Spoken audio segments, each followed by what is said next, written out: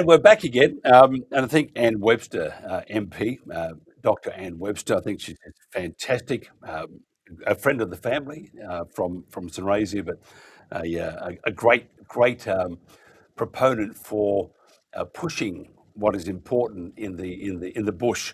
And I'm sure after mentioning that she hasn't got a Massey Ferguson, that Ann will pop out there to her local Massey Ferguson dealer and buy a used Massey Ferguson tractor. Maybe not. Chris Lahy lives at Lake Boga in the heart of the Murray-Darling Basin. He was a dairy farmer and has long been an advocate for Australian farmers. We're going to talk today about his local area and how farmers and locals are travelling with the current fuel situation. Chris, thanks for joining us once again. Thanks, Mike. It's great to be back. Thank you. Yes, under a new banner, we're talking all things regional, rural, and outback, and that's what we're going to do. Oh, that's great, Mike. That's great. And we need to do it. I think the bush needs a voice. Besides whinging a lot, which we do, we also need to talk about the positive things. Unfortunately, at the moment, Lake Boga and the surrounding areas are doing it tough when it comes to fuel. Tell us about the situation. Yeah, Mike. Aside the skyrocketing fuel prices, I think I just filled up just the other day, and the fuel was about at Swan Hill and Lake Boga was $2.73 a litre. And I think a week ago I filled up and it was just a smidge under $2 a litre. So aside these skyrocketing fuel prices, now there's a little bit of panic buying. I don't know why, because there is plenty of fuel, and as I think Ann Webster highlighted, that we're at the start of a seeding period. There's a lot of other harvesting going on with almonds and the whole lot. And I was actually having a chat to a couple of the independent fuel deliverers, and they just cannot. There's not enough hours in the day to deliver fuel to where it needs to go. And what seems to be the issue is farmers. Well, they like to have their tanks full on farm at the start of all their activity, and they are currently not, and they've got a limited amount of fuel they can buy per customer. So this is posing a few problems with just getting fuel on site and getting activity to start. So that's kind of the crux of it, Mike. I think it would be a unmitigated disaster if the diesel stopped, because it's really, actually every day is a really important part of being on the land, but particularly industries around the country, it would be a disaster of all proportions. What do you think needs to be done? Firstly, for those people who are watching, everyone needs just to calm down a little bit. Just calm down. We haven't got technically a shortage of fuel. We've just got a percentage of our community who are taking it upon themselves to stock up, and I know in Swan Hill, which is really remarkable. Like you can't get a jerry can for love nor money. So what we have is an unusually high amount of people who are just going and storing fuel, diesel and petrol, and I guess in the hope to beat the price rises, because I don't know where this is going to stop. And just everyone take a deep breath and calm down and let the fuel go to where it needs to go. So what we don't want is situations like just across the river in Barham in New South Wales, not far from where I live, and my family from that area, and that town has been out of fuel for a week because farmers are coming in, getting their 5,000 or 2,000 litres of fuel in their fuel cuts and going back farm, and then the truck's already come and it won't be back till next week, and that's what's happening. So if everyone just sort of calms down a little bit, and I'm not certain if we can rely on to listen to the government on what they're promising. I think what they're saying and what is actually happening are two very different scenarios. So I would just appeal to people just everyone relax a little bit and just think about what they need and what they don't need, and let that be a good position to be at, rather than sort of have a toilet paper situation for COVID kind of thing. So as remarkable as that was, and we seem to have a similar thing with jerry cans and diesel. The Victorian Farmers Federation have suggested that perhaps government makes it free to use public transport and therefore limiting the use of your cars and stuff like that. That's not a bad idea, is it? Because then it takes the pressure off also. And you are right. At the moment, we have enough fuel. Whether we'll have enough if the war continues, and looking at what's happening at the moment, many countries are not siding with the US in the war against Iran along with Israel. So if it keeps going, we are at a spot of bother. I think the VFF's idea of government providing free travel will help. Besides fuel, which is a pretty serious thing, tell us about another situation. Apparently, another issue is water. And I'm now, the background of me at the moment, I have a bridge that you might know, it's the Swan Hill Bridge, and that pick has a full river. How can there be an issue with water? Well, as some of your listeners and watchers may be aware, that the Murray-Darling Basin Plan is now undergoing its first, I guess, broad review on its viability, its feasibility since the inception of that particular plan. So people need to understand the water needs to be shared equally between the three states, and the management of that water between users like the environment, which is now a significant user of the water, the horticulturalists, agriculturalists, irrigators, and industry even. We all have to sort of share that. Yes, so the river at Swan Hill, I wouldn't say it's high. It's certainly what you would expect to see coming into a late summer sort of flow. So, but they're trying to get water down to the lower part of the basin. Sharing the water is a very tricky thing at the moment. It's very contentious. So we have no shortage of water. It's just who gets it and what it's used for.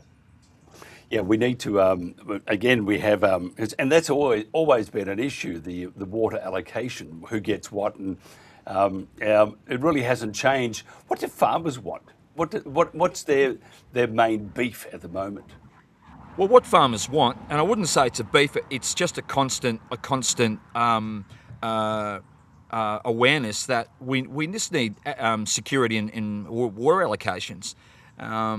So if we sort of look back over the whole scenario, what has happened since the water markets were deregulated and becoming deregulated, particularly in Victoria, is that we're finding, okay, well, if we get users like irrigators and also trading groups, water traders, then we're going to find that there's a shortfall.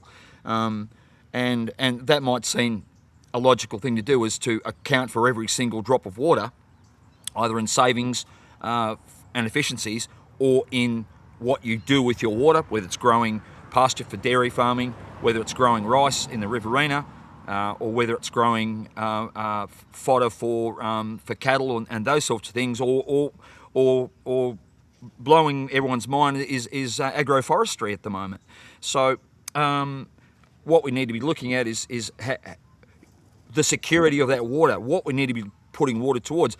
I find that security in food production, I think, is paramount. We need to be thinking about that more than anything, because we need to make sure that we, one, can feed our own nation and feed our neighbours with the trade arrangements we have with certain things. And I think that's where what we need to be centering our policies on, not on viability for investments and futures and all of those derivatives and all those sorts of things that now water's becoming part of.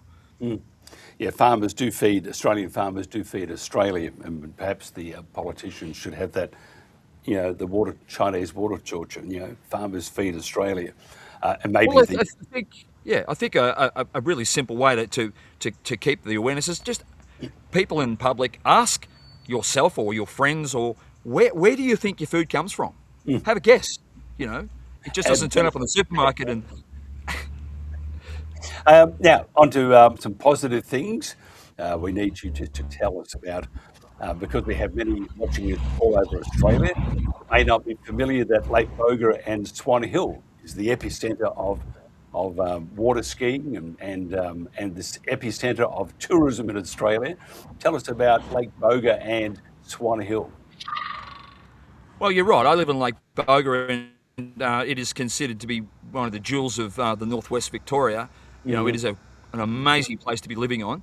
And we've got our challenge with water once again. We've got Goulburn Murray Water currently trying to convince us of how they best should manage our water issue, and it's no secret we've been struggling with an issue of blue-green algae and water quality due to the way the lake has been managed over the many seasons. But I'm very optimistic that we can resolve or come to a place where the water is managed well, where tourism benefits from that, the users of the water benefit from that, and those people who benefit from the release of the water from Lake Boga on certain periods will also benefit from that. So it's a real juggling act at the moment, and it's very easy to get a little bit anxious about it, say a few things and ruffle a few feathers.